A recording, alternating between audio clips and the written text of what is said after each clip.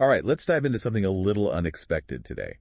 The backlog. The backlog. You might be thinking, wait, isn't that just like a to-do list? Ugh. But get ready to shift gears because we're going to uncover why a backlog is, well, it's a game changer, especially for finance departments. It's way more than just checking things off. Right. A well-structured backlog can actually be like the secret weapon Ooh, secret weapon. for CFOs and CEOs. Okay. Helping them guide their company towards success. So it's like a treasure map, You could say that.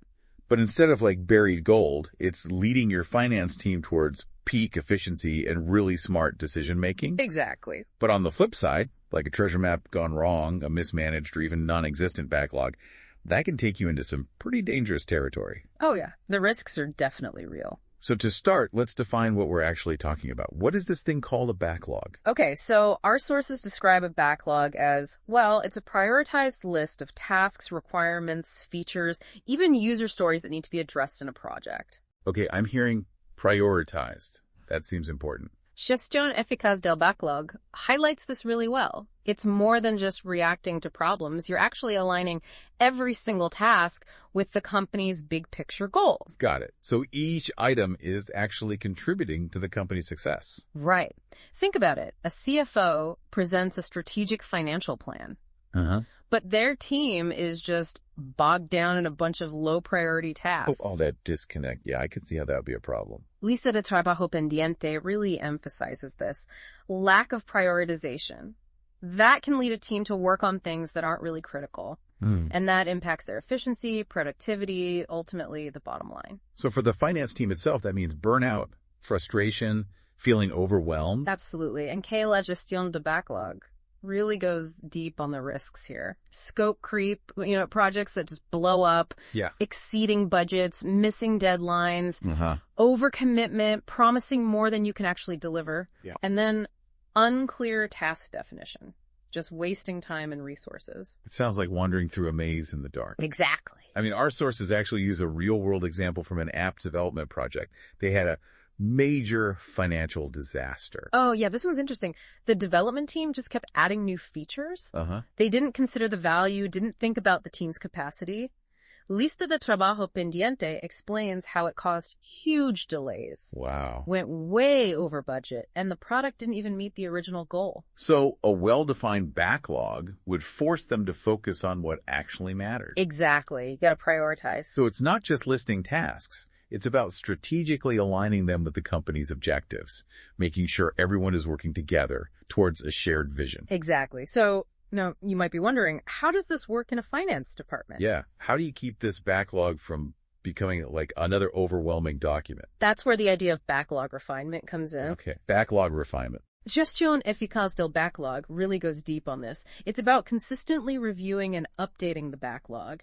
Make sure it's current. It accurately reflects your priorities. So it's more like a weekly check-in, like making sure a plant gets enough water. Yeah, great analogy. During these sessions, you might remove some tasks that are no longer relevant. You might add new ones that have come up, or you might reprioritize things, maybe break down some larger tasks into more manageable chunks. So it's a living document, constantly changing, matching the business. Exactly. It's a compass guiding you through this constantly shifting financial world. Welcome back. So we've established a backlog is like crucial for a finance department, especially for the CFO and CEO, anyone who needs that clear view of the financial picture, right? Yeah, for sure. But how do you actually manage this thing? I mean, we've called it a living document. It's one thing to have it, but how do you keep it from becoming this monster you can't control? Gestión eficaz del backlog actually outlines a few key things to keep your backlog in top shape. And it all starts with something called backlog refinement. Backlog refinement, so like a one-time deep clean. Not exactly, no. It's more about regular review. Like you and your team, you're checking in on the backlog, making sure it's up to date, that it reflects, current priorities. Got it. So it's more like a weekly check-in, like watering a plant. Yeah. Making sure it thrives. That's a great analogy, yeah.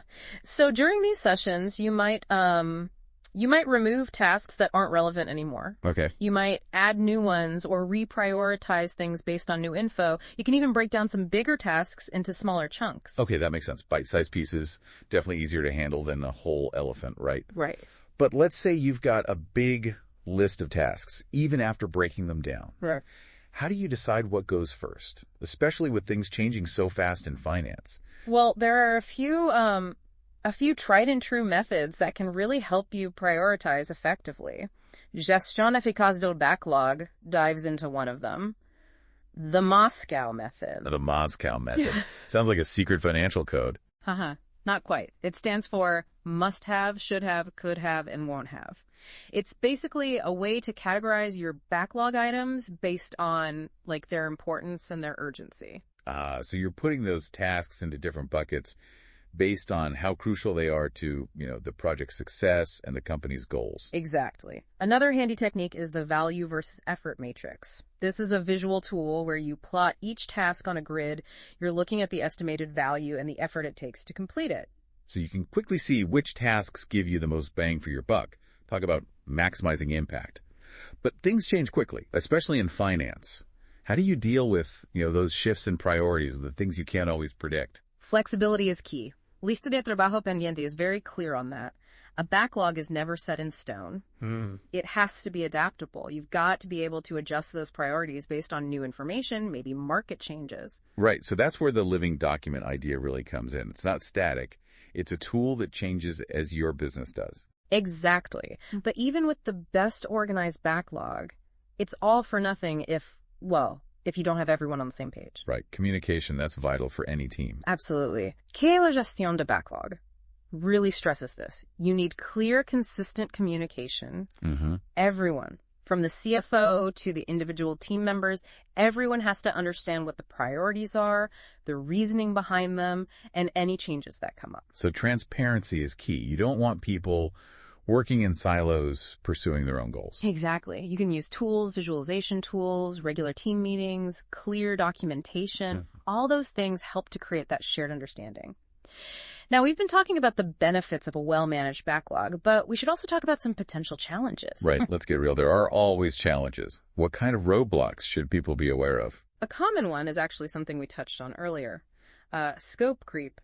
Gestion efficace del backlog warns about adding new things to the backlog, new requirements, features, without adjusting your timeline or your resources.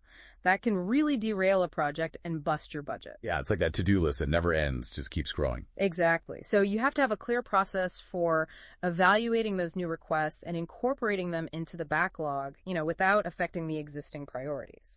Another challenge is managing stakeholder expectations. Oh, yeah, that's a big one, especially in finance. You've got the CEO, the board, investors, department heads. Everyone's got their own priorities, and everyone's watching the bottom line. Right, and that's why a solid prioritization process and clear communication are so important. It's a balancing act, meeting everyone's needs while still making sure the finance team's work aligns with those overall strategic goals. Exactly. Now, before we go to the final part of our deep dive, I want to shift gears for a moment and think about the philosophical side of backlog management. Ooh, I like it when things get philosophical. What do you have for us? Well, I just want to emphasize that a backlog isn't just a list of tasks. It's actually a reflection of your company's values, its vision, its commitment to efficiency, to continuous improvement. So it's like looking into the company's soul. In a way, yeah. Think about it. The things you prioritize in your backlog, they reveal what your company truly values. So you're saying you could almost decode a company's DNA by looking at its backlog? You could, yeah. If you see a backlog with lots of tasks about compliance, risk mitigation, accurate reporting, that suggests a company that's all about stability, about responsibility. And on the other hand, if a backlog is filled with tasks about innovation, growth, customer acquisition, that's a company focused on expansion, right? Exactly. And that's a really important insight for leaders. It means you have to consciously craft your backlog to reflect the values and goals you want your company to embody. So you're using the backlog to shape your company culture, directed your team's energy toward what really matters. Exactly. Now, as we get ready to wrap up this part of our deep dive into backlog management, I want to leave you with one thought from ¿Qué es la gestión de la lista de tareas pendientes? A backlog, it's not static. It's dynamic. It needs to change and be refined to meet the needs of your business, which are always changing. It's a journey, not a destination. And I think our listeners, with all the information we've shared, are well equipped to start that journey and really transform their finance departments. I agree. It's been great exploring this with you, and I hope everyone listening is feeling inspired to really harness the power of a well-managed backlog. Thanks for joining us on this deep dive, everyone. Stay tuned for the final part coming up after the break. All right, welcome back, everyone. We've talked about what a backlog is. We've looked at some potential problems and how to keep it, active and useful. Right. But now I want to zoom out a bit. How can a well-managed backlog actually transform a finance department? I mean, can it really go from just crunching numbers to like a strategic powerhouse? That's where the real magic happens, yeah. It's not just about checking things off a list. It's about connecting those tasks to the company's bigger goals and actually driving results. Okay, I'm all about results. So let's focus on the finance department for a second. We talked about the risks of not having a backlog, but what are the good things that happen when you do have a solid system? Lista de Trabajo Pendiente actually lays it out really well. One of the biggest benefits is just increased efficiency.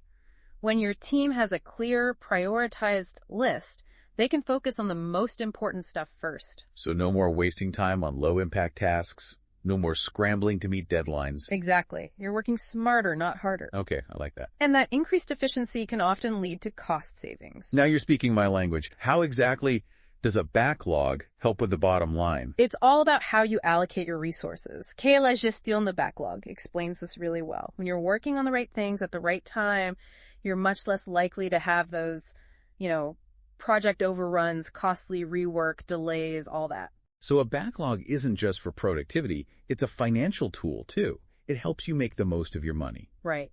And it helps with risk management too, which is obviously huge in finance. A well-maintained backlog can actually act as a kind of early warning system. No, interesting. It helps you see potential risks before they become big problems. Like a financial crystal ball. Yeah. You can anticipate challenges and come up with strategies to deal with them. Exactly. And that proactive approach, that's really valuable in finance, where accuracy and compliance are so important. Okay, so we've talked about the finance department. Now let's think about the company as a whole. How does a backlog fit into that bigger picture? Gestión eficaz del backlog really emphasizes this idea of strategic alignment.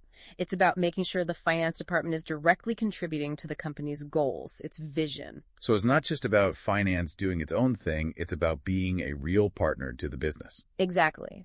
When you align your backlog with the company's strategic priorities, you're making sure everyone is working together toward the same vision of success. The whole is greater than the sum of its parts. Exactly. And that can lead to all kinds of benefits: increased profitability, stronger competitive advantage. When finance is in sync with the rest of the organization, everyone wins. I want to go back to something you said earlier about a backlog being a reflection of a company's values. I thought that was really interesting. It's an important point, yeah. The tasks you choose to prioritize, they show what your company really values. So you can look at a backlog and understand what a company is all about. Yeah, in a way, if you see a backlog full of tasks related to compliance, risk mitigation, accurate reporting, that tells you the company really values financial stability responsibility. But if you see a backlog focused on innovation, growth, acquiring new customers, that's a company that's looking to expand, be a leader in the market. Exactly. And that's something leaders need to think about. They have to build their backlog to reflect the values and goals they want for their company. So you're using the backlog to shape your company culture, focus your team's energy on what's important. Right. As we wrap up this deep dive into backlog management, I want to leave our listeners with one final thought from ¿Qué es la gestión de la lista de tareas pendientes? A backlog is not a static thing. It has to change, evolve, be refined to meet the needs of your business, because those needs are always changing. It's a journey, not a destination. And I think our listeners are ready for that journey. They're ready to transform their finance departments. Absolutely. It's been great talking about this with you. Me too. And I hope everyone listening feels empowered to take control of their backlog and use it to achieve great things. Thanks for joining us on this deep dive, everyone. We'll see you next time.